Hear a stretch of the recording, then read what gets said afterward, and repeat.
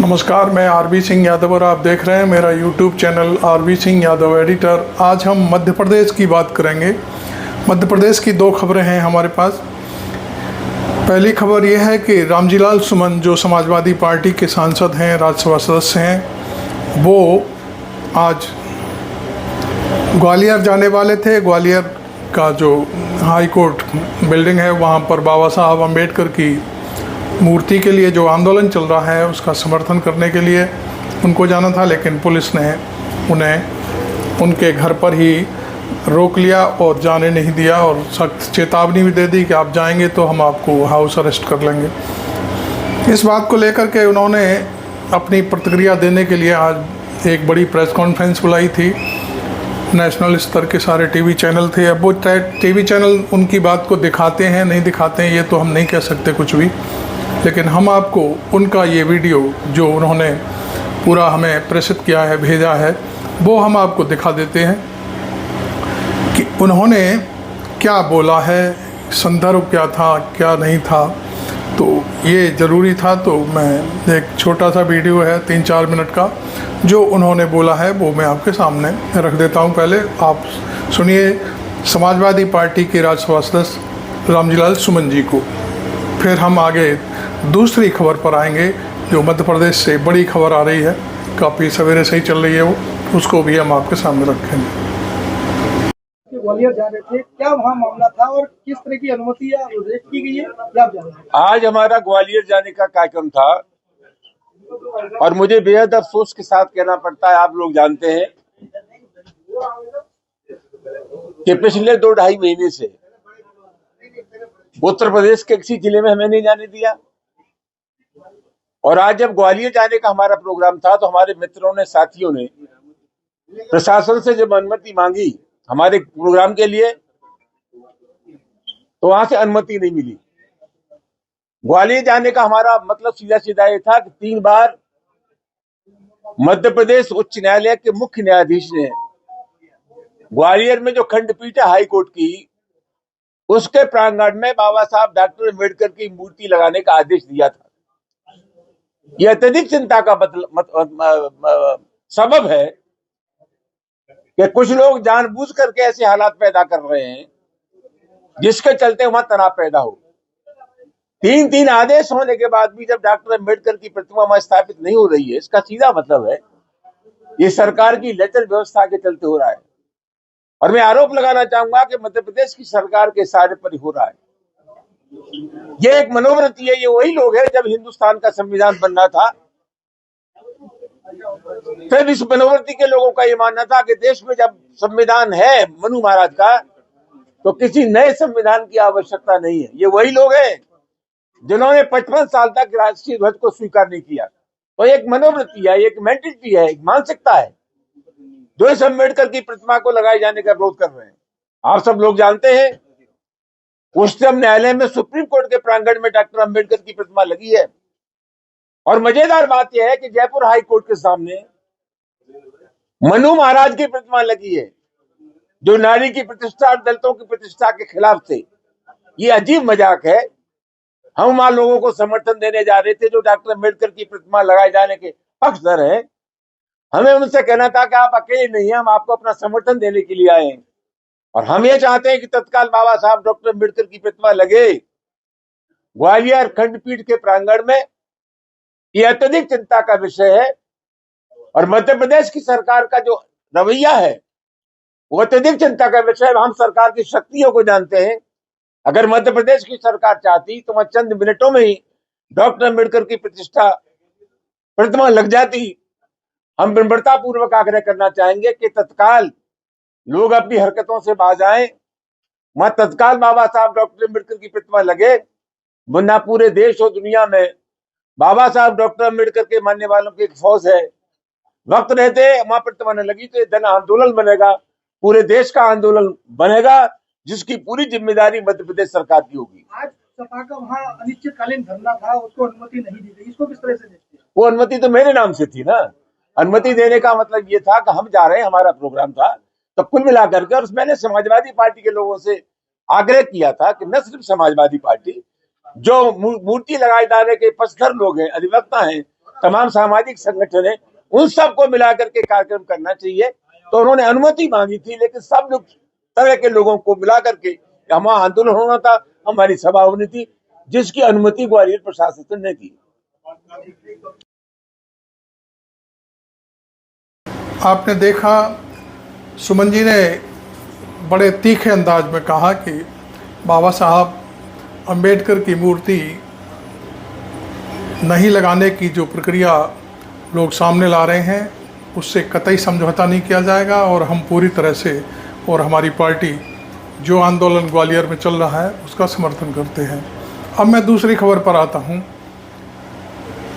दूसरी खबर यह है कि मध्य प्रदेश की जो इंदौर की जो खबर थी, पिछले 4 दिन से राजा रघुवंशी जो वहाँ के बड़े ट्रांसपोर्टर थे वो मेघालय गए थे घूमने, और वहाँ की पहाड़ियों में उनकी ही जो पत्नी थी जो 4 दिन पहले शादी होने के बाद उन्हें मेघालय घुमाने के लिए ले गई थी, उसने उनको वहीं हत्या करा दी और खुद फरार हो गई वहाँ से। ये कहानी बहुत तेज़ी से पूरी वायरल हो रही है चारों तरफ। कहानी यह है कि जैसे उनके परिवार की तरफ से आई ये बात कि मेघालय जाने का टूर खुद उनकी पत्नी सोनम ने बनाया था, और राजा रघुवंशी अपने घर से एयरपोर्ट के लिए निकले थे, और वो लड़की जो सोनम थी वो अपने मायका जहाँ उनका घर था वहाँ से एयरपोर्ट के लिए निकली थी, और उसी ने सारे टिकट बुकिंग कराई थी, कौन कहाँ पर कहाँ जाएंगे क्या करेंगे। वहाँ जा कर के एक होटल में रुके, और उसके साथ उसका पूरा प्रोग्राम था राजा रघुवंशी को मारने का, मरवाने का।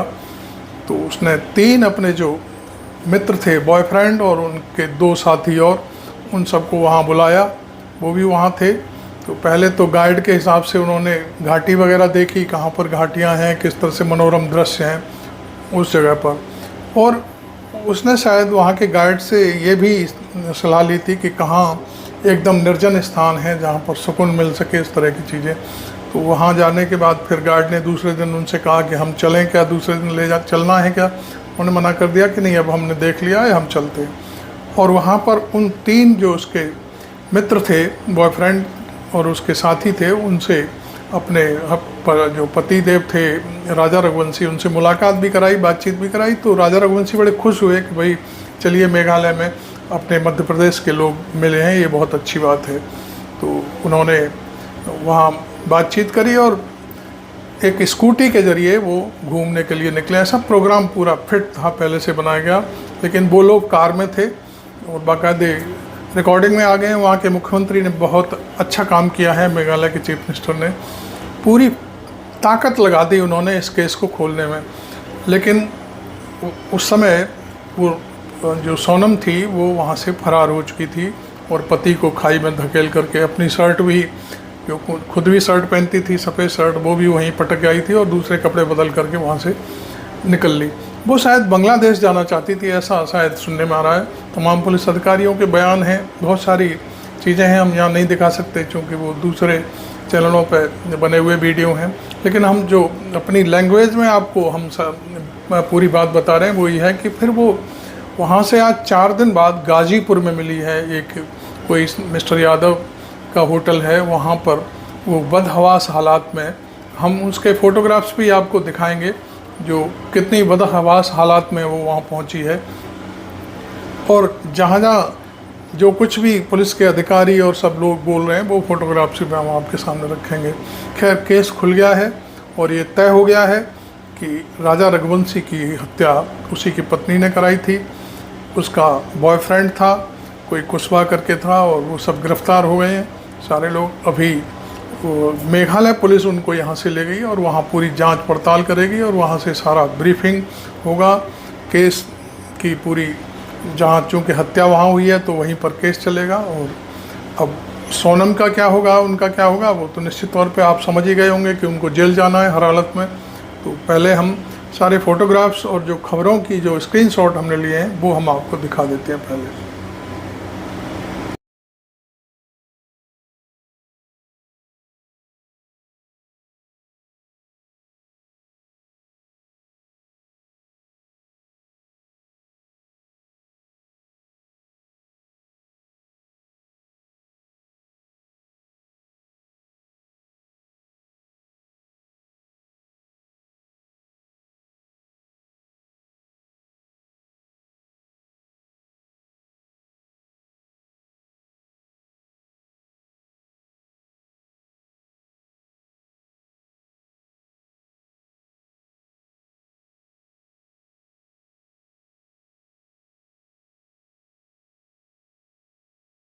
आपने देखा ये पूरा वीडियो, पहले रामजीलाल सुमन जो राज्यसभा सदस्य हैं उनकी प्रेस कॉन्फ्रेंस थी मध्य प्रदेश की। चूँकि खबर है मध्य प्रदेश में बाबा साहब की मूर्ति को लेकर के आंदोलन चल रहा है, ग्वालियर हाई कोर्ट में मूर्ति स्थापना को लेकर के, और वो वहाँ जाना चाहते थे, उन्हें पुलिस ने नहीं जाने दी। दूसरी खबर जो सोनम गायब थी 4 दिन से, जो इंदौर के वो थे ट्रांसपोर्टर थे राजा रघुवंशी, उनकी हत्या की गई। उनका कोई दोष नहीं था, पत्नी ने उनकी ऐसी निर्मम हत्या कराई।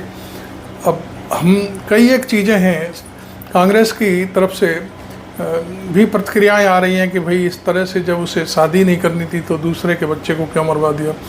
एक और भी दूसरे लोग हैं, ब्रज क्रांति दल की राष्ट्रीय अध्यक्ष सुरेखा यादव हैं, उन्होंने भी अपनी प्रतिक्रिया दी है, मैं देख रहा था फेसबुक पर, कि यदि उसको शादी नहीं करनी थी और उसके अपने बॉयफ्रेंड के सामने ही साथ ही रहना था तो उसे अपोज करना चाहिए था, अपने परिवार से भिड़ जाती, लड़ जाती, और लेकिन उसने इस तरह से दूसरे व्यक्ति को के साथ शादी की और फिर उसकी हत्या करा दी। ये बहुत ही गलत काम किया है। और उन्होंने कहा है कि ये सारी चीज़ें निश्चित तौर पर वो अब उनका घर जेल में ही होगा, जेल में ही हत्यारी है वो, तो उसको शायद सज़ा जैसा भी वहाँ की अदालत करेगी वो होगा। खैर, मैं एक और चीज़ आपको बता दूं कि ये जो मैट्रिमोनियल होता है उसके ज़रिए ये शादी तय हुई थी और बड़े धूमधाम से शादी की गई थी। जो रघुवंशी हैं, राजा रघुवंशी, उनका परिवार ये सारी चीज़ें बता रहा है, धीरे धीरे करके सारी चीज़ें सामने ला रहा है। तो अब एक वीडियो मैंने और देखा, सोनम की शादी थी और राजा रघुवंशी बड़ी खुशी से उसके मांग भर रहे हैं, लेकिन वो अपना मुंह बना के बैठी हुई है। तो मैं समझता हूँ राजा रघुवंशी को पहले ही समझ जाना चाहिए था कि मामला गड़बड़ है कुछ, लेकिन चूँकि वो परिवार की शादी होती है तो फिर नेचुरल है भाई, खुशी का मौका होता है तो ये सारी चीज़ें एकदम से गौण हो जाती हैं, कोई सोच समझ नहीं करता कि क्या होगा, सब ठीक हो जाएगा, इस तरह से बात चलती हैं।